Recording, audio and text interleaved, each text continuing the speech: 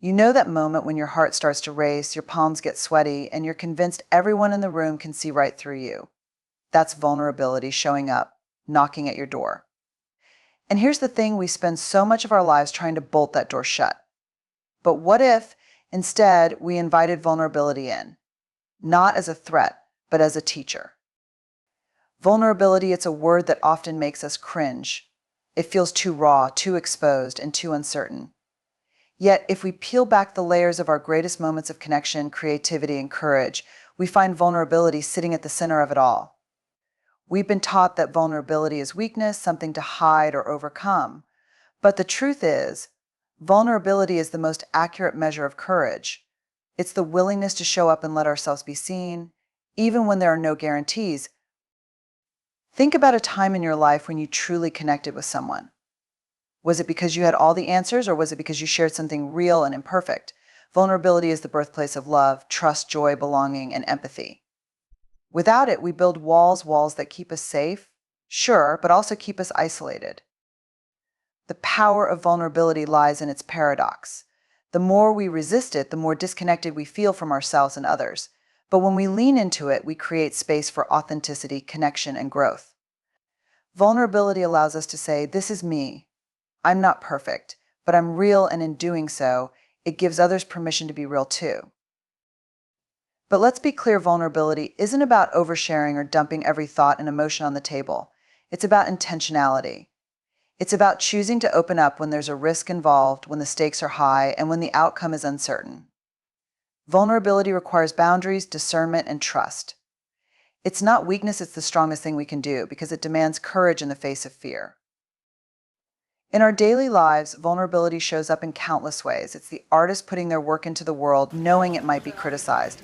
It's the leader admitting they don't have all the answers. It's the parent asking for help when they feel overwhelmed. It's the friend saying, "I'm struggling," instead of pretending everything is fine. Yet, many of us run from these moments. Why?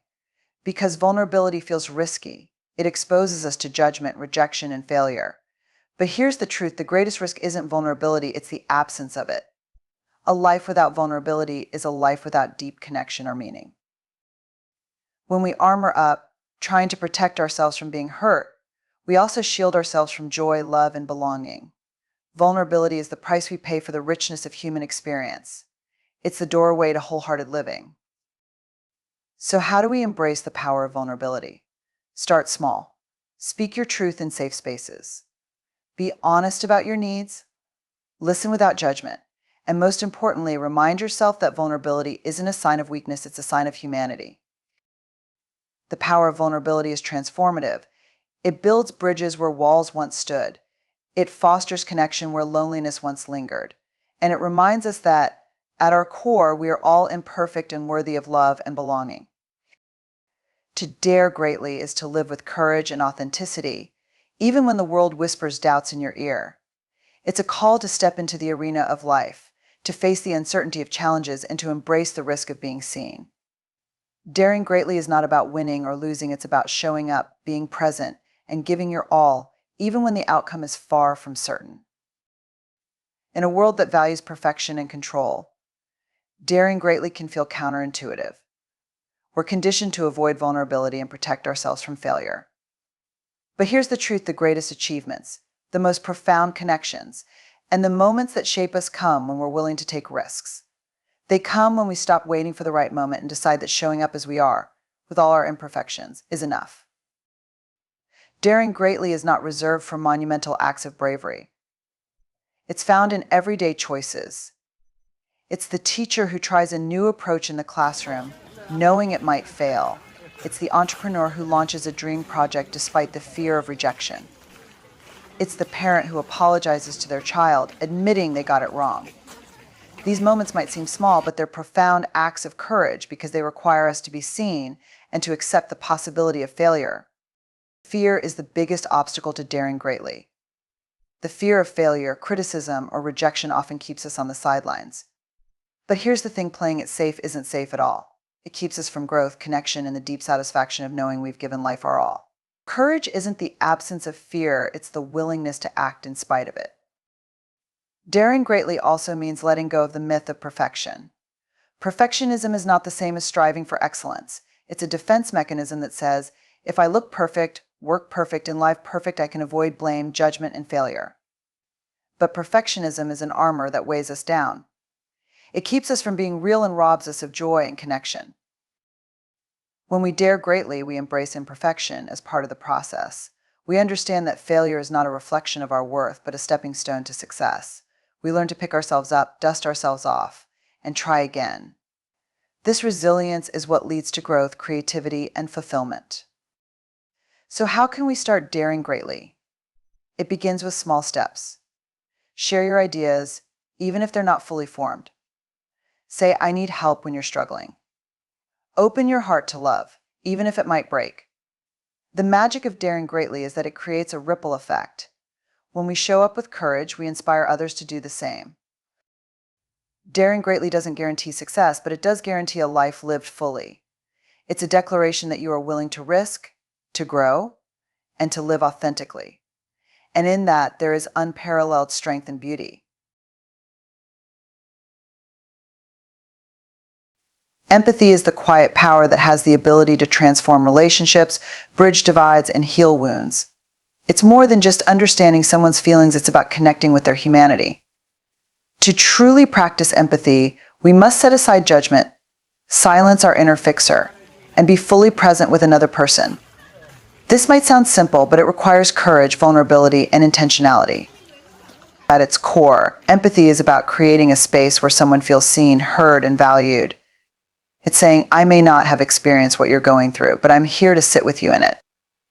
Empathy asks us to step into someone else's shoes without carrying the baggage of our own assumptions or solutions.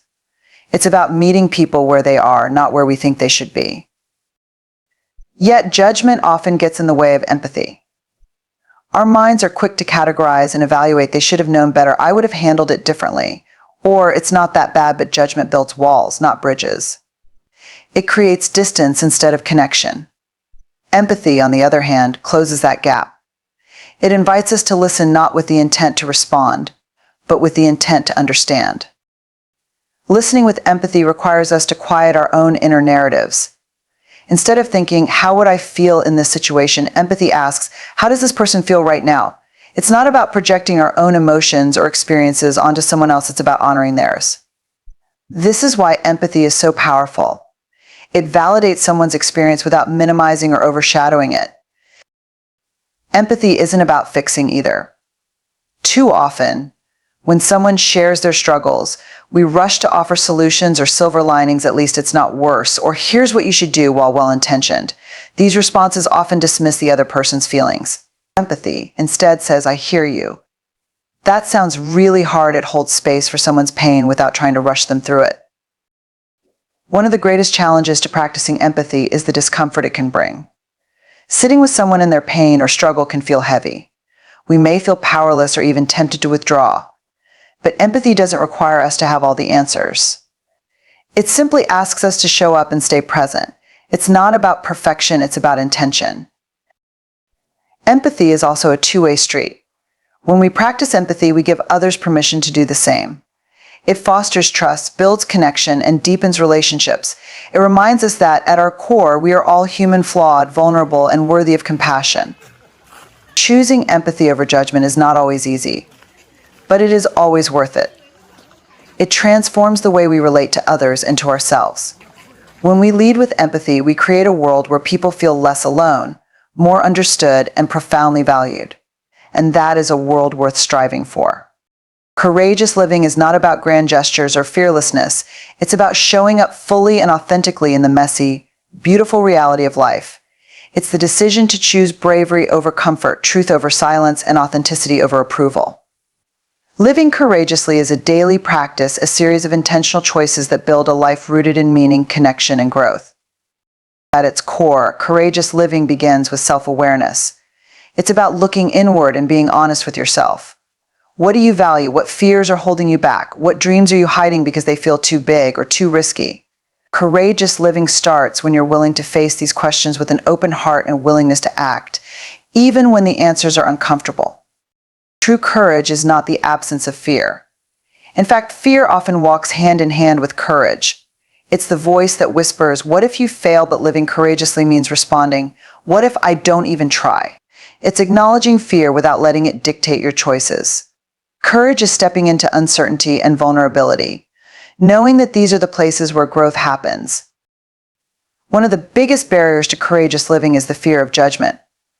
We worry about what others might think, whether we'll be accepted or if we'll disappoint someone. But here's the truth: living for others' approval is a recipe for exhaustion and dissatisfaction.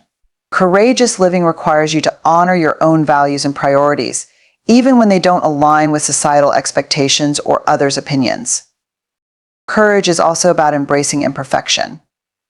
Perfectionism tells us that we need to get it all right before we start, that mistakes are unacceptable and failure is the end. But courageous living flips this script. It says, start where you are. Take imperfect action. Learn as you go. It recognizes that failure is not a reflection of your worth, but a stepping stone on the path to success. Another essential aspect of courageous living is resilience. Life will knock you down. It's inevitable. Courage doesn't mean avoiding setbacks. It means getting back up again and again. It's about finding the strength to keep going, even when the path is difficult. This resilience is fueled by self-compassion. Courageous living isn't about being hard on yourself. It's about being kind to yourself as you navigate life's challenges. Courageous living also means embracing vulnerability. It's being willing to say, "I don't know, I need help," or "This is who I am." Vulnerability is not weakness. It's the bravest thing you can do. It's how we build genuine connections and live authentically. Ultimately, living courageously is about aligning your actions with your values. It's about taking risks in the pursuit of what matters most. It's about choosing to live a life that feels true to you, even when it's scary or uncertain. When you choose courage over fear, you choose growth over stagnation, connection over isolation, and authenticity over pretense. And that is a life worth living, a life filled with meaning, purpose, and joy. Courageous living, at its essence, is about choosing to show up for life fully, authentically, and unapologetically. It's the willingness to face fear, embrace imperfection, and step into uncertainty, knowing that the journey is where meaning is found. It's not about being fearless or perfect. It's about being brave enough to take the next step, even when you're unsure of the outcome. When we live courageously, we create a ripple effect. Our bravery inspires others to lean into their own. Our vulnerability opens doors for deeper connection. Our resilience reminds those around us that setbacks are not the end, but opportunities for growth. Living with courage transforms not just our own lives, but the lives of everyone we touch. So as you step forward from here, remember this: the most courageous thing you can do is to be yourself. Dare to pursue what matters to you. Dare to speak your truth. Dare to love, to dream, and to fail, because that's where life's richness lies. Choose courage. Choose connection. Choose to live fully, because the world doesn't need perfection. It needs your authenticity, your bravery, and your heart. And that, more than anything, is what makes you extraordinary.